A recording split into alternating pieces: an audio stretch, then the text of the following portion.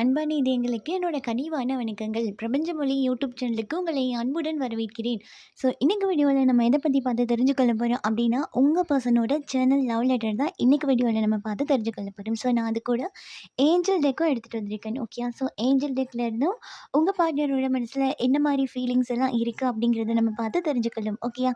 So அதுக்கு முன்னாடி உங்களுக்கு பர்சனல் ரீடிங் வேணும் அப்படின்னா மேலே இருக்க வாட்ஸ்அப் இல்லைன்னா இன்ஸ்டாகிராமுக்கு டிஎம் பண்ணி பர்சனல் ரீடிங் வந்து பெற்றுக்கொள்ளுங்க. நீங்கள் இந்தியா இருந்தாலும் சரி, ஸ்ரீலங்கா இருந்தாலும் சரி, எந்த கண்ட்ரியாக இருந்தாலுமே சரி, ரொம்பவே ஈஸியான வகையிலே உடனுக்குடன் ரீடிங் வந்து பெற்றுக்கொள்ளக்கூடியதாக இருக்கும். ஸோ பர்சனல் ரீடிங் வேணும் அப்படின்னா டிஎம் பண்ணி பெற்றுக்கொள்ளுங்க. ஓகே, ஸோ நம்ம இப்போ ரீடிங்குள்ளே போயிடலாம்.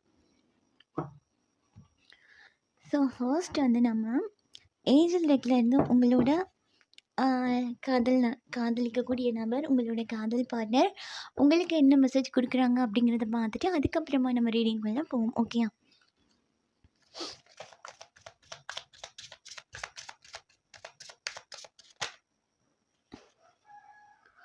ஓகே, இங்கே 2 மெசேஜ் வந்து கொடுத்துருக்காங்க. ஓகே, ஸோ ஒவ்வொரு மெசேஜும் என்ன அப்படிங்கிறத நம்ம பார்த்து தெரிஞ்சுக்கலாம்.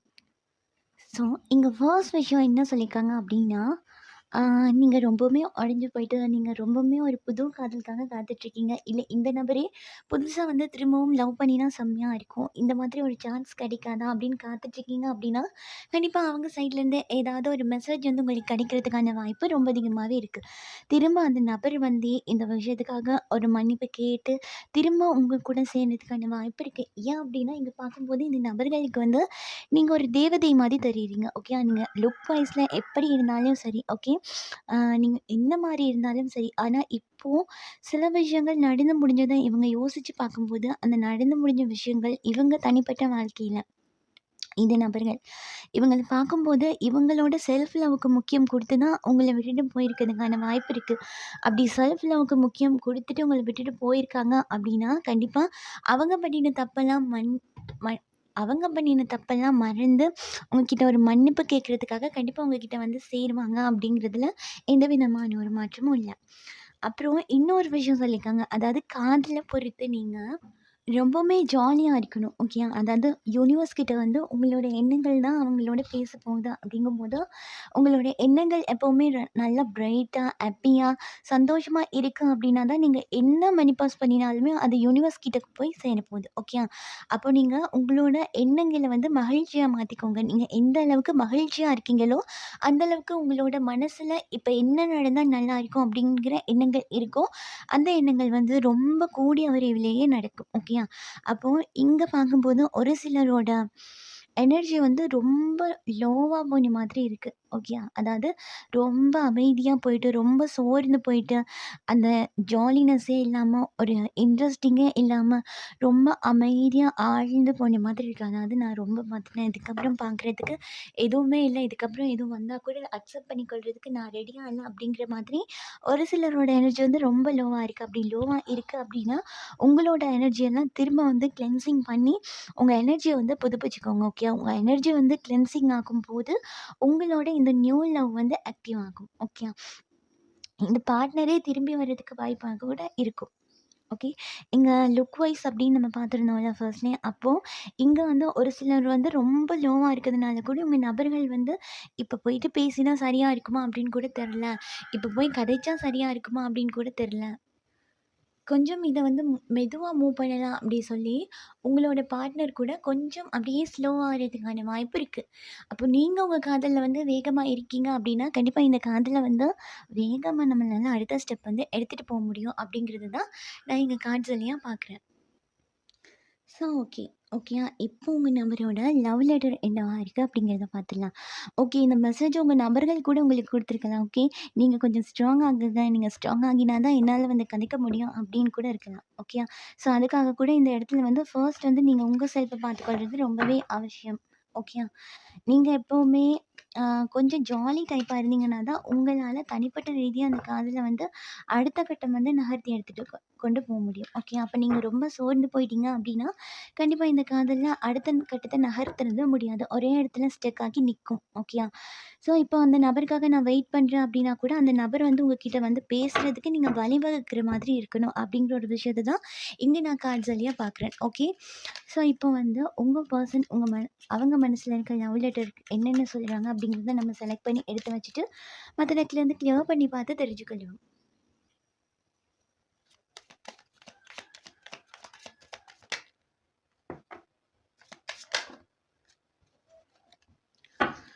ஓகே. கார்ட்ஸ் எல்லாம் ரொம்ப வேகமா விழுந்துச்சு. ஓகே.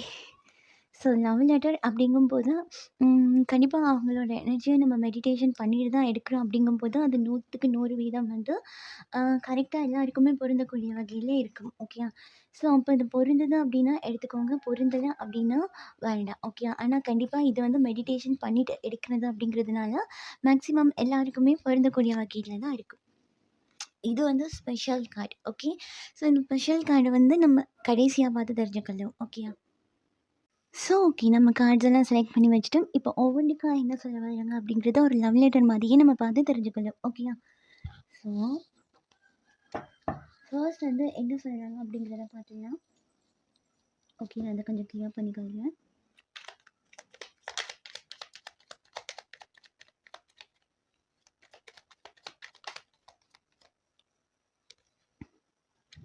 ஓகே.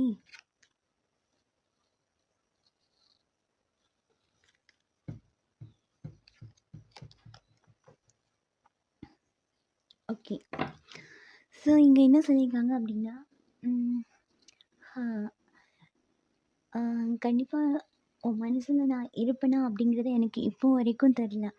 ஏன்னா, எனக்கு கூட இப்போ வரைக்கும் நீ என் மனசுல இருக்க அப்படிங்கிறதையும் என்னால உறுதிப்படுத்திக் கொள்ளவே முடியல. சில சந்தர்ப்பங்கள்ல எனக்கு ஒரு சில விஷயங்கள் வந்து ரொம்பவே நெருடலாவே இருக்கு. அதாவது இந்த காதல என்னால ஒத்துக்கொண்டு ஏத்துக்கொள்ளவும் முடியல. அதே மாதிரி வேண்டாம் அப்படின்னு தூக்கி போடவும் முடியல. என்னுடைய இதயத்துல வந்து ரொம்பவுமே அலாதியான ஒரு இடத்த வந்து நீ புடிச்சு வச்சிருக்க. அதாவது என்னால உன்ன விட்டுட்டு இன்னொருத்தவங்களோட ஞாபகம் வந்து பண்ணவே முடியாது. ஆனா, எனக்கு ஆசை இருக்கு உன்ன எப்பயாவது மீட் பண்ணிடுவோமா? அந்த செலிப்ரேட் பண்ண டைம், நம்ம ஜாலியா இருந்த டைம், அந்த மூமெண்ட் வந்து திரும்பவும் கிரியேட் பண்ணி பார்க்குறதுக்காக, திரும்பவும் உன்ன மீட் பண்ணிட மாட்டோமா? அப்படிங்கிற மாதிரி சில எண்ணங்கள் இருக்க தான் செய்யுது. அதே வேளையில ஒரு சில விஷயங்களுக்கு ரொம்பவே பயமா இருக்கு எனக்கு. ஆனா, நான் இப்படி பண்றது சரியா? அப்படிங்கிறதும் எனக்கு தெரியல. ஸோ அதேபோல இப்போ நான் வந்தா கூட நீ என்ன அக்செப்ட் பண்ணிக்கொள்ளுவியா? அப்படிங்கிறதும் எனக்கு கொஞ்சம் ஒரு டவுட்டா தான் இருக்கு. ஓகே. ஏன் அப்படின்னா, இந்த இடத்துல வந்து இங்க பார்க்கும்போது நான் ஒரு சில விஷயத்துல நெறையவே பிடிவாதமா இருந்திருக்கேன். அதேபோல நீ பார்க்கும்போது ஒரு சில விஷயத்துல ரொம்பவே பிடிவாதமா இருந்துட்டுருக்கேன். அதாவது உன்னால இந்த விஷயம்லாம் முடியாது அப்படின்னு சொல்லிட்டு நான் தூக்கி போட்டுட்டு வந்திருக்கேன். ஆனா இப்ப பார்க்கும்போது என்ன விட நீ ரொம்பவே ஸ்ட்ராங்கா இருக்க மாதிரி என்னால இந்த சைட்ல இருந்து பார்க்கும்போது தெரியுது. அதாவது தூரத்துல இருந்து பார்க்கும்போது நீ ரொம்பவே ஸ்ட்ராங் ஆகிட்ட அப்படிங்கிற மாரி தான் எனக்கு தெரியுது. உன்னோட ஒரு புதிய ஆரம்பத்த வந்து நான் ஆரம்பிக்கணும் அப்படின்னு ஆசைப்படுறேன். ஆனா, அது எந்த அளவுக்கு சாத்தியம் அப்படிங்கிறது எனக்கு சுத்தமா தெரியல. ஸோ, அதேபோல நான் ஏதாவது முயற்சிகள் பண்ணினா கூட, அது வந்து உன்ன சேரும் அப்படின்னா, உன் சைட்லேருந்து ஏதாவது ஒரு செய்கை வரணும். அதாவது நான் உன் மனசுல இருக்கேன் அப்படிங்கிறத நீ எனக்கு காமிச்சு குடுத்தா மட்டும் தான், என்னால இந்த நியூ பிகினிங் வந்து பண்ண முடியும். உன்ன நம்பி என்னால அடுத்த விஷயம் வந்து மூவ் பண்ண முடியும். ஆனா, இந்த சைட் பார்க்கும்போது, நீ ரொம்பவே ஸ்ட்ராங்கா இருக்க மாதிரி எனக்கு தெரியுது. ஓகே. ரொம்பவுமே நீ பவர்ஃபுல்லான இடத்துக்கு போயிட்ட அப்படிங்கிறது எனக்கு தெரியுது. அதனால நான் இப்போ உன்கிட்ட வந்தா கூட, இது எந்த அளவுக்கு சக்ஸஸ் ஆகும் அப்படிங்கிறது தெரியாதனால கூட, இந்த ரிலேஷன்ஷிப்ப பொறுத்த மட்டும் அடுத்த ஸ்டெப் எடுக்கவே எனக்கு ரொம்ப பயமா இருக்கு. ஓகே. ஓகே.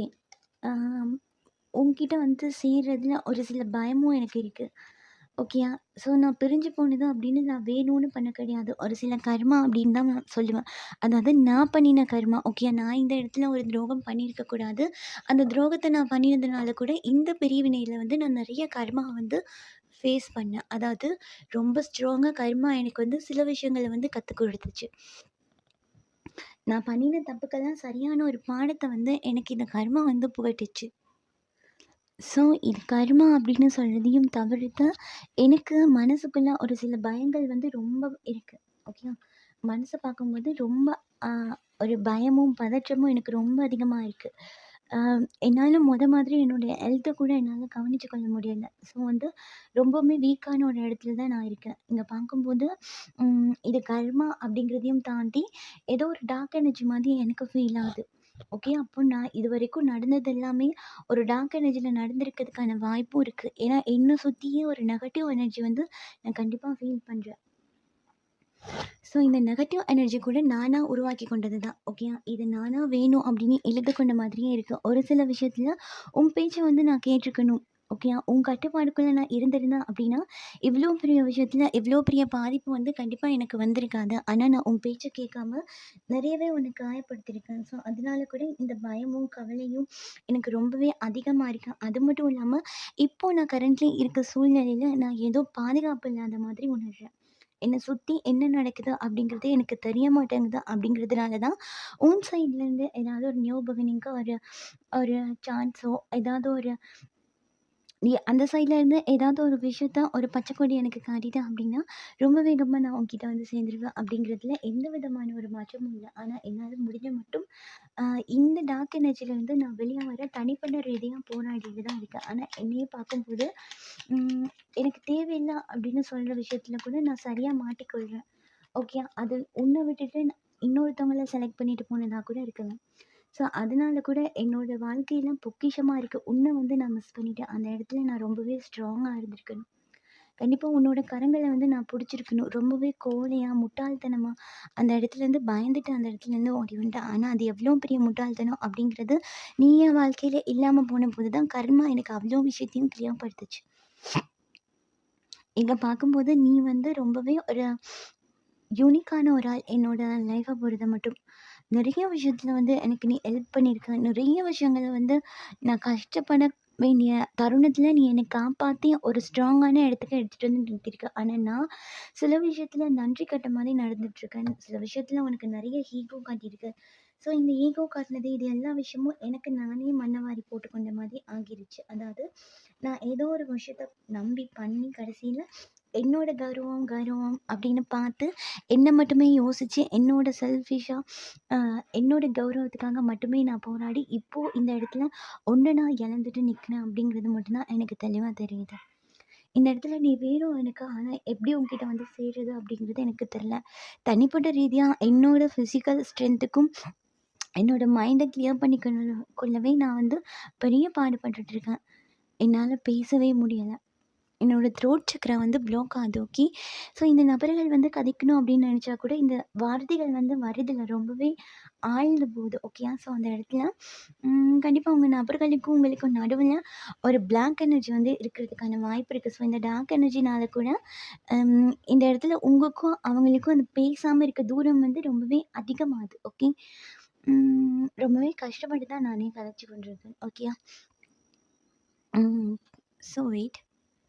ஸோ, சில விஷயத்த நீ எனக்கு சொல்லி புரிய வச்சு கூட, நான் அத கேட்காம இருந்தது கூட, இந்த மாரி ஒரு முட்டாள்தனமான ஒரு இடத்துல நான் போய் மாட்டிக்கிட்டதுக்கு என்னோட காரணமா இருக்கலாம். இது அவ்வளவுமே என்னோட காரணம் தான். ஓகேயா?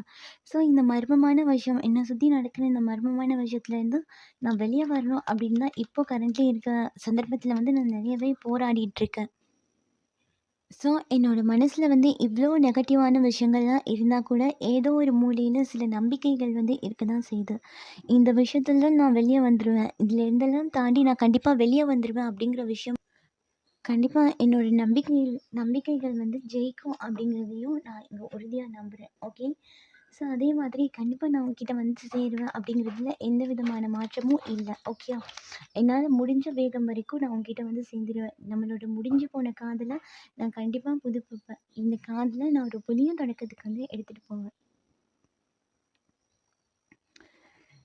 ஸோ, நீ வந்து இந்த காதல் முடிஞ்சு போயிடுச்சு அப்படின்னு நீ பயப்பட வேண்டிய அவசியமே கிடையாது. ஏன் அப்படின்னா, இந்த காதல் வந்து முடிஞ்சு கிடையாது. நான் மனசார இன்னுமே என் மனசுக்குள்ள நீ இருக்க அப்படிங்கும்போது, கண்டிப்பா இந்த காதல்ல ஒரு புது தொடக்கத்த வந்து நான் ஏற்படுத்துவேன் அப்படிங்கிறதுல எந்த விதமான ஒரு மாற்றமும் கிடையாது.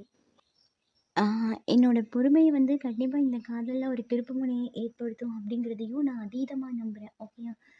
ஸோ, அதனால நீ கண்டிப்பா எனக்காக காத்துட்ருப்ப அப்படின்னு நான் நம்புறேன். இந்த காதல வந்து புதுப்பிக்கிறதுக்கு நான் சில யுக்திகள கையாளணும் அப்படின்னு நினைக்கிறேன். ஆனா எது எப்படி இருந்தாலும் நீ தான் என்னோட காதல் தேவதை.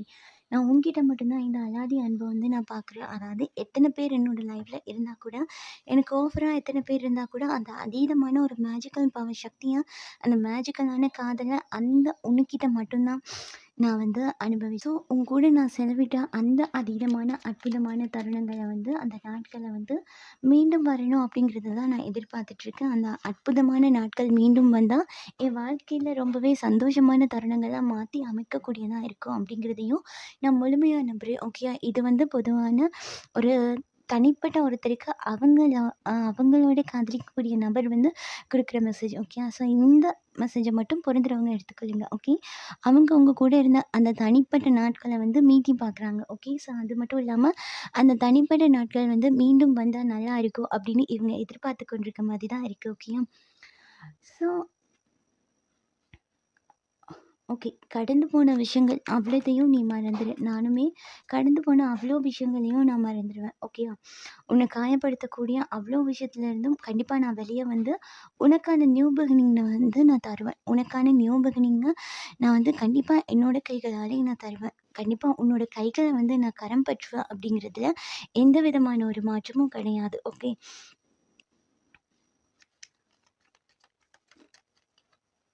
ஓகே. ஒரு சில விஷயங்கள் வந்து உன்ன ரொம்பவே காயப்படுத்துற மாதிரி நான் பாஸ்ட்ல வந்து பேசியிருக்கேன்.